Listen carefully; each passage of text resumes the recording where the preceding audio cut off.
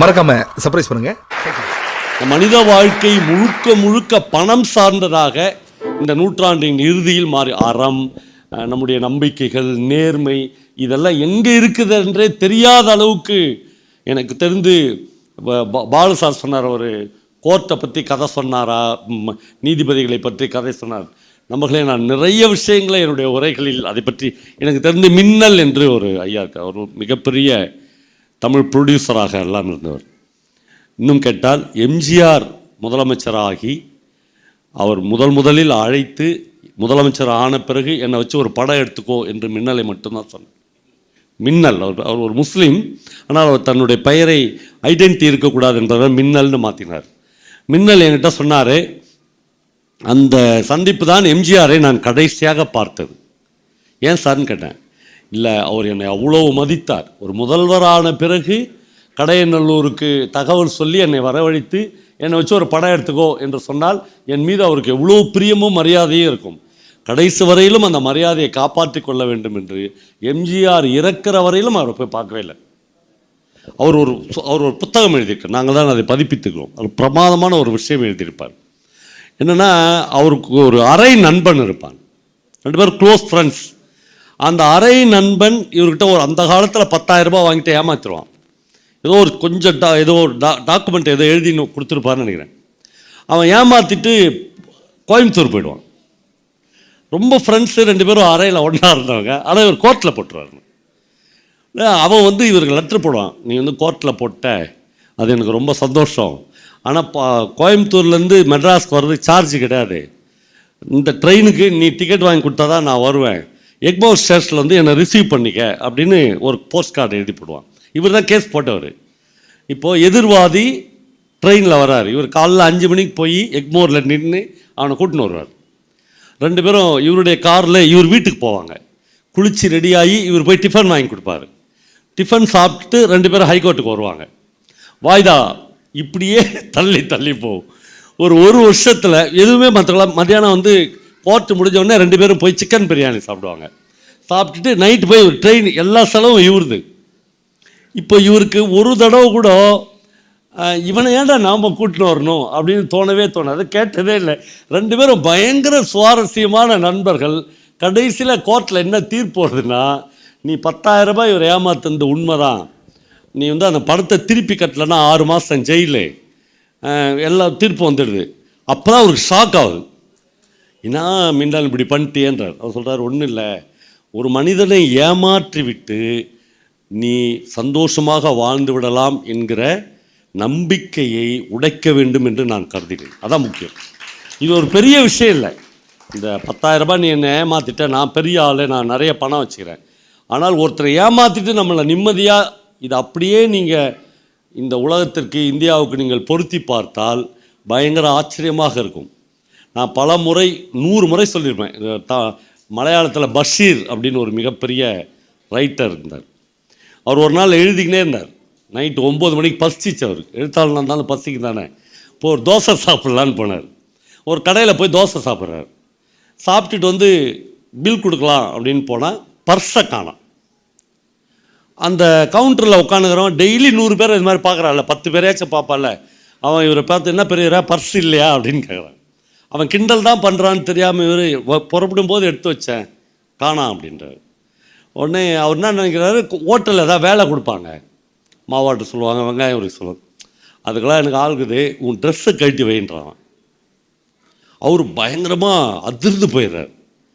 ஒரு ஜிப்பாவை கழட்டி அந்த கல்லாப்பெட்டி மேலே வைக்கிறார். வேட்டி அவரு என்றார். பஷீர் எழுதியிருக்கிறார், நான் அந்த ஹோட்டலை திரும்பி பார்த்தேன், 100க்கும் மேற்பட்டவர்கள் சாப்பிட்டு இருந்தாங்க. எல்லாருடைய கண்களிலும் ஒரு சக மனிதனின் நிர்வாணத்தை பார்க்கிற ஆசை மின்னல் மாதிரி வந்ததை பார்த்தேன். ஒரே ஒருத்தன் கூட எழுச்சி ஒரு மசால் தோசை என்னடா 2 ரூபா தானே, அப்போ 2 ரூபா தான் நான் தரேன் என்று யாருமே சொல்லவில்லை. நான் அவமானத்தால் குறுகி போய் என் வேட்டியை அவிழ்க்க போனேன். யாரோ ஒருத்தன் ஒரு அழுக்கு லுங்கி, ஒரு கிழிஞ்ச லுங்கியோடு உள்ள நுழைஞ்சு, இரு பெரியவரே நீ ட்ரெஸ் அவுக்காத, இந்த ஜிப்பாவை போட்டுக்க, 2 ரூபா தானே நான் தரேன் அப்படின்னு கொடுத்துட்டான். அவன்தான் என் கடவுள் என்று பஷீர் எழுதுகிறார். அவன் இவரை கூட்டின்னு போகிறான், வெளியே கூட்டின்னு போய் வெளியே சொன்ன, என்ன பெரிய ஒரு திருட்டு பசங்க உலகம், ஜாக்கிரதையாக இருக்க வேணாமா அவனுக்கு. லுங்கி அவுக்குறான், ஒரு 25 பர்ஸு கீழே விழுது. அவன் கேட்குறான், இதில் உன் பர்ஸு எது அப்படின்னு கேட்குறான். பஷீர் சொல்கிறாரு, என் பர்ஸை நான் பார்த்தேன், அவங்ககிட்ட தான் இருந்துச்சு, ஆனால் நான் எடுக்கலை. ஏன்னா அவன் வந்து 2 ரூபா எனக்கு கொடுக்காதிருக்கலாம், என் அவமானத்தை காப்பாற்றாத விட்டுட்டு இருக்கலாம். அவன் மற்ற பர்ஸெல்லாம் கலெக்ட் பண்ணி எடுத்துன்னு தூரமாக போயிட்டான், இருட்டில் போய்விட்டான். ஐயோ மறந்துட்டேன், அவன் பேரை கேட்க மறந்துட்டேனே என்று அப்போதுதான் தோன்றியது. பஷீர் எழுதுகிறார், அதனால் என்ன, அவன் பெயர் ஒன்று அறம் என்றோ அல்லது கருணை என்றோ இருக்க வேண்டும் என்று எழுதுகிறார்.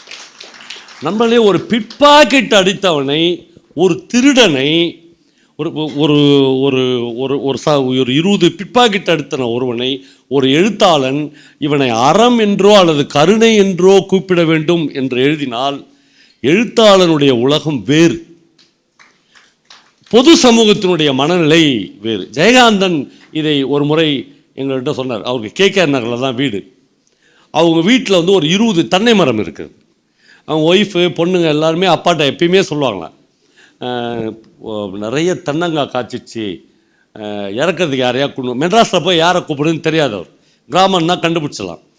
பகலில் பார்க்குறவன்லாம் தென்னங்காய் இறக்குறவனா இருப்பானா, அந்த குடுவை வச்சுன்னு வருவானான்னு பார்க்குறேன். இல்லை, ஒரு நாள் நைட் தூங்கினேங்கிறார். நைட்டு 1 மணிக்கு தொப்புன்னு இளநீர் விழுது, தேங்காய் கீழே விழுது. ஜன்னல் திறந்து பார்க்குறாரு, மேலே ஒருத்தன் ஏறிக்கிறான், கீழே ஒருத்தன் பிடிக்கிறான் சாக்கு பையில். இவர் ஜன்னலை திறந்து லைட்டை போட்டான்ற அவன் பார்த்துட்டான், மேலேருந்து சரசரன்னு கீழே இறங்குறான். இவர் சொல்கிறார், சாமியை இறங்கிடாத, பகல்லாம் உன்னதான் தேர்ந்து இருந்தேன், நான் கூப்பிடாதவே நைட்டில் வந்துட்டேன். தென்னங்காய் காய்த்து அதை வந்து பறிக்காமல் இருக்கிற நான் தான் திருடன்றார். அவர் சொல்கிறாரு, தென்னங்காய் காய்ச்சாத இறக்கணும், நான் என்னால் இறக்க முடியல, அதனால் நான் தான் திருடன், ஆனால் நான் ஜன்னலை மூடிடுறேன், நீ உன் இஷ்டத்துக்கும் பறி, போகும்போது ஒரு 20-30 காய் எனக்கு வச்சுட்டு போ. அவர் சொல்கிறாரு, உண்மையிலேயே அவனுக்கு விடியறவர்களும் பறிச்சிருந்தாங்களாம். அதான் ஓனரே வந்து பர்மிஷன் கொடுத்துட்டார்ல. ஜெயகாந்தன் சொல்கிறாரு, இதை நான் எங்கிருந்து கற்றுக்கொண்டேன் என்றால், ஒரு எழுத்தாளன் எங்கிருந்து கற்றுக்கொள்வான் என்றால், ஓஹென்ரியினுடைய ஒரு கதை இருக்கிறது.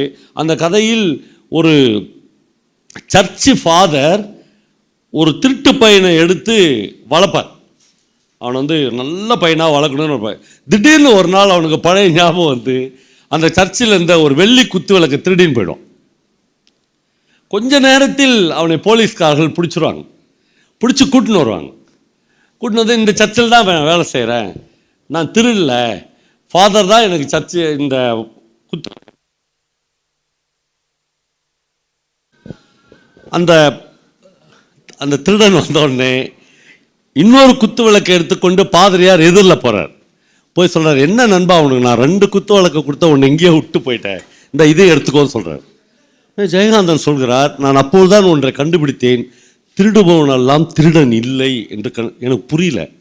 என்னடா இது, திருடன் இல்லை என்றால் வாழ்க்கை நாம் ஒவ்வொருவருக்கும் ஒரு மாதிரியாக படைக்கப்பட்டது இல்லை.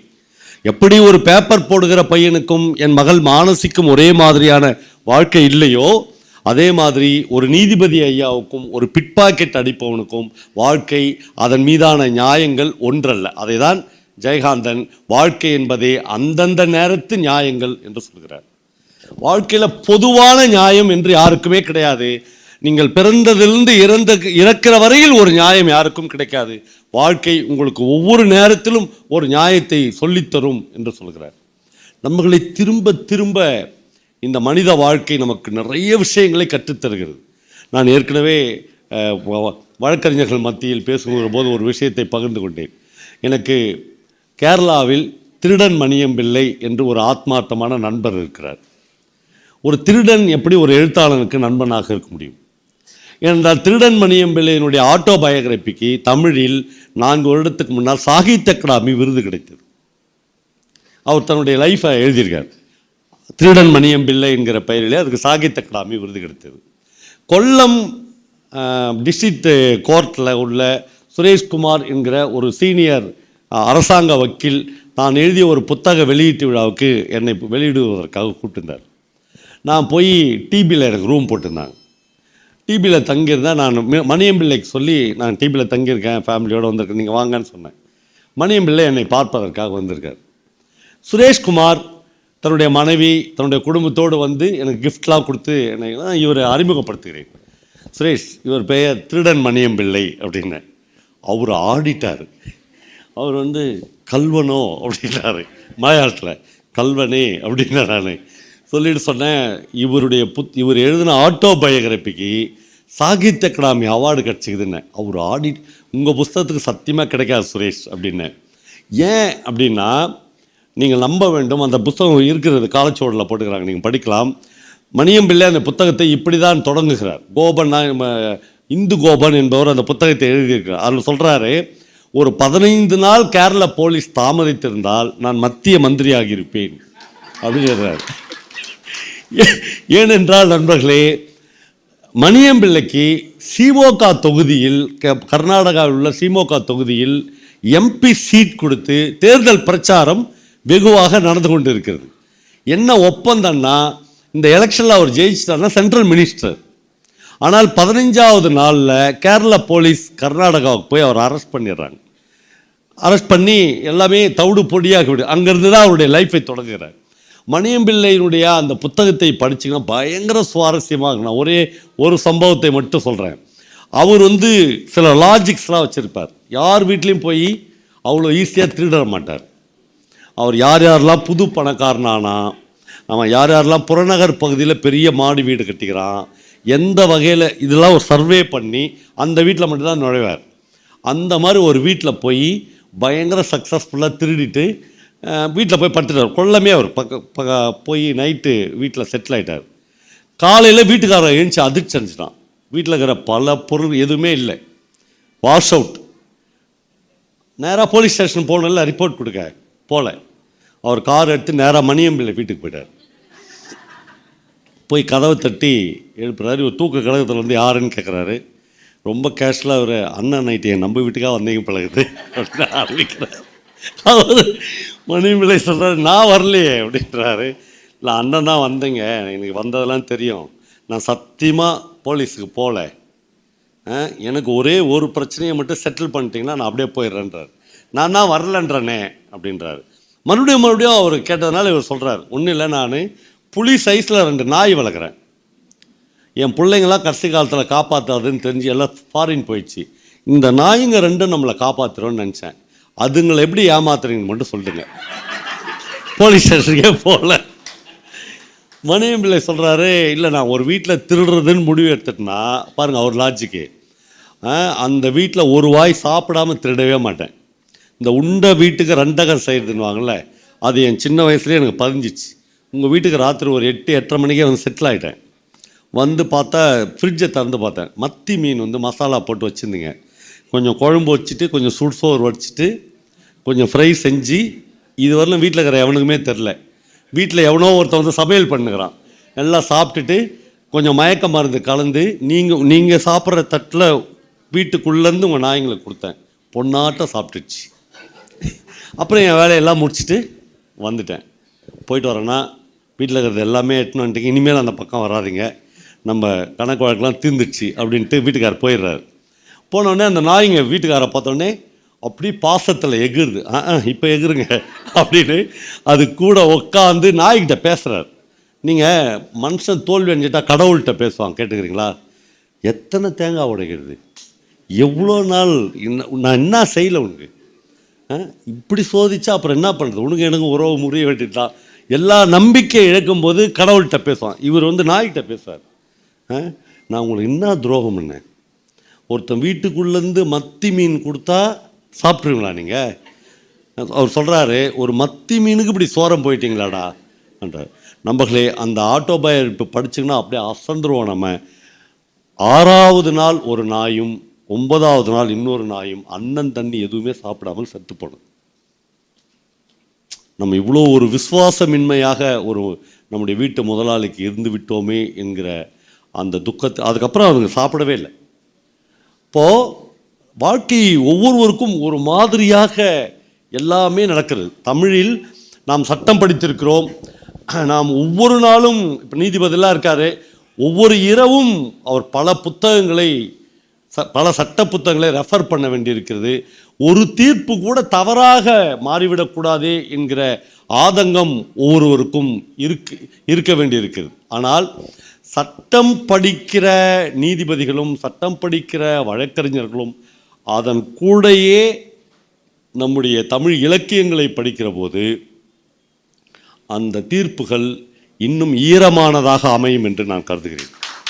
ஏனென்றால் அழகிரிசாமியிலிருந்து, ராஜநாராயணிலிருந்து, தி ஜானகிராமனிலிருந்து அவ்வளவு எழுத்தாளர்களும் இந்த வாழ்க்கையில் அவ்வளவு நீதியை, அவ்வளவு இறையாண்மையை, அவ்வளவு அறத்தை தொடர்ந்து நமக்கு வலியுறுத்தி கொண்டே இருக்கிறார். ஒரு நீதிபதியோ ஒரு வழக்கறிஞரோ தன்னுடைய சட்ட புத்தகங்களினுடைய ஒரு இலக்கிய புத்தகங்களையும் வாசிக்கிற போது அது அவர்களுக்கு இன்னும் கூடுதல் பலத்தையும் மனதில் ஈரம் சொட்டும் அறத்தையும் போதிக்கிறது. நம்மளை அது ரொம்ப முக்கியம் என்று நான் கருதுகிறேன். நான் உங்களுக்கு தெரிந்திருக்கும் ஜெயமோகன் என்ற ஒரு எழுத்தாளர் ரீடோல்டு பண்ணியிருக்கிறார், வெண்முரசு என்கிற தலைப்பில்.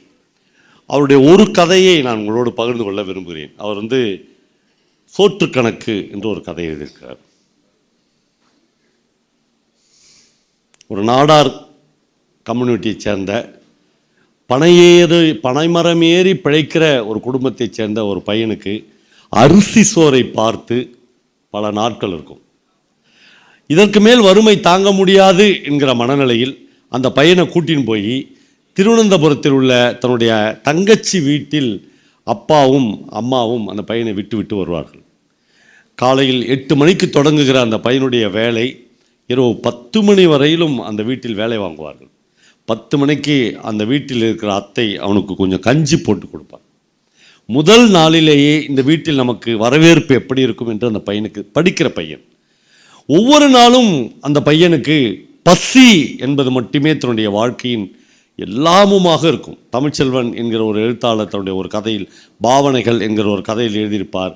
அவன் கால்களை மடக்கி உட்கார்ந்தான், ஒரு காலை தலைக்கு முட்டு கொடுத்து சாய்ந்து உட்கார்ந்து பார்த்தான், கொஞ்சம் படுத்து கால்களை நீட்டி பார்த்தான், எப்படி படுத்தாலும் பசித்தது என்று அந்த கதையை ஆரம்பிப்பார். எப்படி படுத்தாலும் எப்படி உட்கார்ந்தாலும் பசித்தது என்று இந்த பையனுக்கு பசி வாழ்க்கையில் மிகப்பெரிய விஷயமாக இருக்கும்.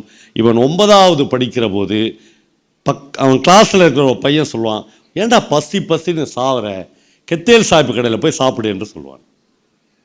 அந்த பையனுக்கு ஆச்சரியமாக இருக்கும். சாப்பிட்டா காசு? யார் காசு கேட்டாங்க? கெத்தேல் சாய்ப்பு கடையில் காசே கிடையாது, பில்லே கிடையாது. யார் சாப்பிட்டாலும் காசு கொடுக்க வேணாம், ஒரு உண்டி வச்சுருப்பாங்க, யாராவது விருப்பப்பட்டால் உண்டியில் காசு போடலாம், இல்லைனா போயிடலாம். இந்த பையனுக்கு ஆச்சரியமாக இருக்கும். ஆனால் 3 ரூபாய் தன்னுடைய பாக்கெட்டில் வச்சுக்கின்னு அந்த சாலை தெரு, திருவனந்தபுரத்தினுடைய சாலை தெருவில் போய் உட்கார்ந்துருப்பான். 12 மணிக்கு கரடி கையில் முடி முளைச்ச மாதிரி ஒரு கை சாம்பிராண்டி புகைப்படும். 60 அடி நீட்டும் 20 அடி அகலமும் உள்ள ஒரு தென்னம் ஓலை வேயப்பட்ட அந்த கொட்டகையிலேருந்து ஒரு கை நீண்டு சாம்பிராண்டி புகைப்படும். கதவை திறப்பாங்க. பல பேர் அங்கங்கே உட்கார்ந்தவங்களாம் எழுந்துச்சி போய் உட்காருவார்கள் சாப்பிடுவதற்கு. இந்த பையனும் போய் உட்காருவான். ஒரு தலைவாழை இலையை அவரே போடுவார். இந்த பையன் வாழ்க்கையில் முதலாக இந்த ஹோட்டலுக்கு சாப்பிட வந்திருக்கிறான் என்று அவருக்கு தெரியும். அவர் நல்ல சுட சுட சோறு போட்டு, சோறு மறைகிற அளவுக்கு கறி குழம்பு ஊற்றி 2 மீன் பீஸ் எடுத்து வைப்பார். இந்த பையனுக்கு பாக்கெட்டு தொட்டு பார்த்துக்குவான். இந்த பையன் சொன்னான்னு நம்ம வந்துட்டோம், சாப்பிட்ட பிறகு அடி விழுமோ என்று நினைப்பான். அவர் புதுசாடா நாடார் பையனாடா நீ சாப்பிட்ற தாயொலி என்று தலையில் 2 தட்டு தட்டுவார். அவன் என்னானாலும் ஆகட்டும் என்று கண்ணில் ஜலம் கொட்டுகிற அளவுக்கு சாப்பிட்டு முடிப்பான். நம்பர்களே, 3 ரூபாய் எடுத்து அந்த உண்டியில் போடுவான். கெத்தேல் சாஹிபு தன்னை கவனிக்கிறாரா என்று பார்ப்போம். அவர் கவனிக்கலாம் மாட்டார், அவர் அவர் வேலையை பார்த்து நிற்பார். இந்த கதையை நான் ரொம்ப சுருக்கமாக சொல்கிறேன். 17 வருடங்கள் அந்த ஹோட்டலில் அந்த பையன் அதுக்கப்புறம் சாப்பிட்டு கொண்டே இருப்பான். ஒரு நாள் கூட அதுக்கப்புறம் உண்டியில் 1 பைசா போட்டதில்லை. இப்பொழுது அந்த பையன் வீட்டை விட்டு வந்துட்டான், அத்தை வீட்டிலேருந்து வந்துட்டான். அவன் சில மண்டிகளுக்கு கணக்கு எழுதுகிறான். ஷட்டர் மூடப்பட்ட ஏதாவது ஒரு மண்டிக்கு பக்கத்திலேயே படுத்து கொள்கிறான். அதான் அவன் வாழ்க்கை. சாப்பாட்டுக்கு பஞ்சம் இல்லை. கெத்தேல் சாஹிப் வீட்டு ஒருவேளை சாப்பாடே போதுமானதாக இருக்கிறது. சந்தோஷமாக வாழ ஆரம்பிக்கிறான். இப்பொழுது அந்த பையன் என்ன வேலைக்கு போகிறான் தெரியுங்களா? திருவனந்தபுரம் பல்கலைக்கழகத்தில் உதவி ஆங்கில பேராசிரியராக பணி நியமனம் பெறுகிறான். அவனுக்கு முதல் மாதமே அவன் ஆச்சரியப்படத்தக்க ஒரு சம்பளம் கிடைக்கிறது. முடிச்சிடறதோட இதோடு முடிக்கிறேன். இந்த ஆச்சரியப்படத்தக்க ஒரு சம்பளம் கிடைக்கிறது. அந்த பையனுக்கு அவ்வளவு பணத்தை ஒரு சீட்டு கட்டுகிறான். 6வது மாதம் சீட்டை தள்ளி எடுக்கிறான். கிட்டத்தட்ட அவனுக்கு 28,000 ரூபாய் கையில் கிடைக்குது. அவன் வாழ்க்கையிலேயே முதல் முறையாக அவ்வளோ பணத்தை பார்க்கிறான். நீங்கள் நம்ம லைஃப்பில் நாம் பார்த்த பணம் இருக்குல்ல, அதுக்கு மேலே பணம் வந்துச்சுன்னா உங்களால் என்ன பண்ணுறதுனே தெரியாது. டிஸ்டர்ப் ஆகிடுவீங்க. மைண்டு உங்களுக்கு பணத்தோடு பழகாது. நீங்கள் ஒரு பிச்சைக்காரங்கிட்ட, சும்மா நான் ஒரு உதாரணத்துக்கு சொல்கிறேன், ஒரு 2,000 ரூபாய் பிச்சை போடுங்க, வாங்கவே மாட்டாங்க. சார் ஏதோ கிண்டல் பண்ணுறீங்க சார், வேணாம் சார், எனக்கு 5 ரூபா கொடுங்க. ஏன்னா அவ்வளோதான் லிமிட். நமக்கே தெரியும். இவன் 28,000 ரூபாய் ஒரு அறையில் எடுத்து பார்ப்பான். அந்த 28,000 ரூபாய் 10 ஏக்கர் நிலம் வாங்க முடியும். நாகர்கோயிலில் வாழைத்தோப்பு வாங்கலாம், அல்லது திருவனந்தபுரத்தில் ஒரு தனியான புறநகர் பகுதியில் ஒரு வீடு வாங்கலாம். அப்படியே சந்தோஷமாக இருக்கும் அந்த பையனுக்கு. ஊருக்கு போக வேண்டும் என்று வருவான். கடைசியாக ஒரு முறை கத்தேல் சாஹிப் கடையில் சாப்பிடணும் என்று போய் சாப்பிடுவான்.